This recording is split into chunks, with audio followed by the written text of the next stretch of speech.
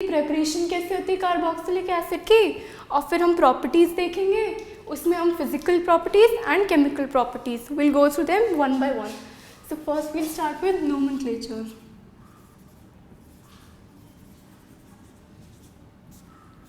ठीक है, nomenclature as we know is of two types. एक आपका होता है आईयूपैक और एक होता है कॉमन नेम, राइट.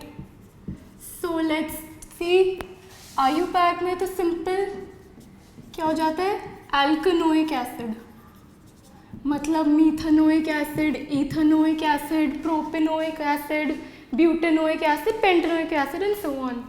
और हम अगर कॉमन नेम की बात करें तो इसमें क्या हो जाता है, जो कि common name of acid, common name of acid जैसे formic acid, common name of acid plus एक एसिड. तो जैसे हो गया formic acid, acetic acid. In fact examples लिख कर ही स्टार्ट करते हैं. ये इसका अगर हम आईयूपैक लिखेंगे तो हो जाएगा मीथेनोइक एसिड, राइट, क्योंकि 1 कार्बन है. और इसका ऐसे लिख लेते हैं. और इसका अगर हम कॉमन नेम लिखेंगे तो वो हो जाएगा फॉर्मिक एसिड. ये जो सारे नेम्स होते हैं ना, फॉर्मिक एसिड, एसिटिक एसिड, ये कुछ लैटिन या किसी और नेम से आए होते हैं, तो you just suppose to learn them. ठीक है, फिर ये हो गया हमारा इथेनोइक एसिड. और इसका अगर हम कॉमन नेम लिखेंगे तो ये हो जाएगा एसिटिक एसिड. ऐसे ही हो जाता है हमारा प्रोपेनोइक एसिड, उसका कॉमन नेम हो जाता है प्रोपियोनोइक एसिड, प्रोपियोनिक एसिड, राइट. ये कॉमन नेम हो जाता है प्रोपेनोइक एसिड का. ऐसे होता है ब्यूटेनोइक एसिड, उसका कॉमन नेम हो जाता है butyric acid and so on and so fourth. तो ये तो हमारे कुछ सिंपल हो गए कंपाउंड्स. नाउ विल सी थोड़े और एग्जाम्पल्स. जैसे जैसे हम एल्डिहाइड्स और कीटोन्स में एग्जाम्पल्स देख रहे थे, हम उसी फ्लो में इसमें देखते हैं. जैसे आपने एक केस पढ़ा था ये वाला,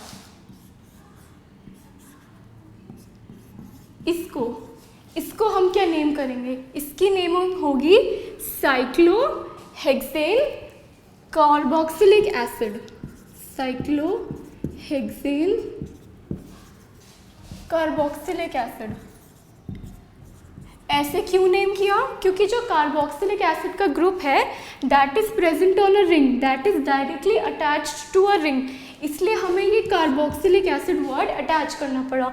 तो हमने इसका नाम सिंपली लिख लिया और आगे कार्बोक्सिलिक एसिड लिख दिया. सेम चीज़ हम एल्डिहाइड में भी कर रहे थे ना, अगर यहाँ पे CHO होता तो हम लिखते साइक्लोहेक्सेन कार्बोएल्डिहाइड, यहाँ पे COOH है तो साइक्लोहेक्सेन कार्बोक्सिलिक एसिड. सेम अगर आप ये एग्जाम्पल ले लो, बेंजीन का बना लिया है तो ये हो जाएगा बेंजीन कार्बोक्सिलिक एसिड, राइट. ये तो हमारा एक्चुअल आईयूपैक होता है, बट यूजुअली हम इतना बड़ा तो कभी कहते नहीं है, इसको हम सिंपली बेंजोइक एसिड कह देते हैं. तो even though are benzoic acid is a common name, but आप इसे एज एन आईयूपैक भी यूज़ कर सकते हो. अगर आप इसे, इनफैक्ट हर जगह आपको बेंजोइक एसिड ही लिखा दिखेगा. ठीक है, so this is benzoic acid. वैसे करेक्ट इसकी नेमिंग हो रही है बेंजीन कार्बोक्सिलिक एसिड. ऑलराइट, तो ये दो एग्जांपल्स, मतलब ये वाली बात थी कार्बोक्सिलिक एसिड लगाने वाली. अब हमारे पास कुछ ना एसिड्स आते हैं, उनके कॉमन नेम हमें याद रखने होते हैं. ये हमारे एसिड है डाई कार्बोक्सिलिक एसिड है, डाई एसिड्स है बेसिकली. जैसे ये देख के आपको याद हो गया आया होगा, दिस इज, इसका कॉमन नेम ऑक्सैलिक एसिड है, राइट. इसका अगर हम आईयूपैक करें तो वो हो जाएगा ethane dioic acid, ethane dioic acid. वैसे तो हम अगर ये सिंपल CH3COH होता तो हम इथेनोइक एसिड करते हैं, बट क्योंकि 2 बार COOH है इसलिए डाइओइक, इसीलिए हमारा वर्ड भी पूरा आ गया इथेन डाइओइक एसिड. ठीक है, एक ये हो गया. फिर अगर 3 कार्बन वाला है, अगर हमारा डाइओइक एसिड, तो हम इसका कॉमन नेम होता है मेलोनिक एसिड.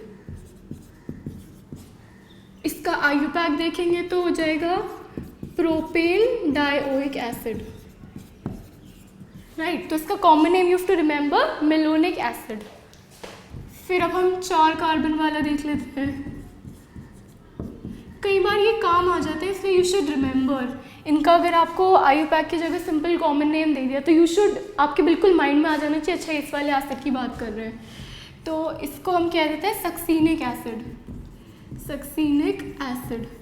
या फिर ये हो जाएगा, जैसे ये प्रोपेन डाइओइक एसिड है तो ये butane dioic acid. I am not writing obvious है, 4 का है इसलिए ब्यूटेन डाइओइक एसिड।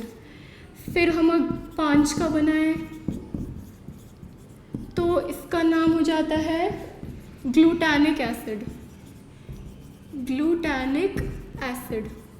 इसका आईयूपैक नेम क्या हो जाएगा, पेंटेन डाइओइक एसिड। वैसे इसका कॉमन नेम है ग्लूटानिक एसिड। अब 6 का बना लेते हैं, CH2 CH2 COOH, CH2 CH2 COOH। इसका नाम हो जाता है एडिपिक एसिड। तो इसका अगर आईयूपैक देखेंगे तो हेक्सेन डाइओइक एसिड, वरना इसको एडिपिक एसिड बोलते हैं। तो एक बार हम रिवाइज कर लेते हैं, हमने जो डाइओइक एसिड्स पढ़े हैं उनके नाम। 2 वाला है ऑक्सैलिक एसिड, ये तो हमें इन एनी केस याद है।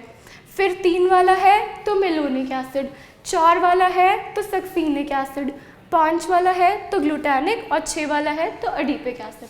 ठीक है, तो ये कुछ एसिड्स के नाम याद कर लेना। और इसके अलावा हम 2 और देख लेते हैं, एक इनफैक्ट और देख लेते हैं, क्योंकि ये ना हमारे फर्दर चैप्टर्स में काफ़ी यूज़ आते हैं। तो इसी चैप्टर में अगर हम नाम याद कर लेंगे तो इट रियली हेल्प्स। ये वाला,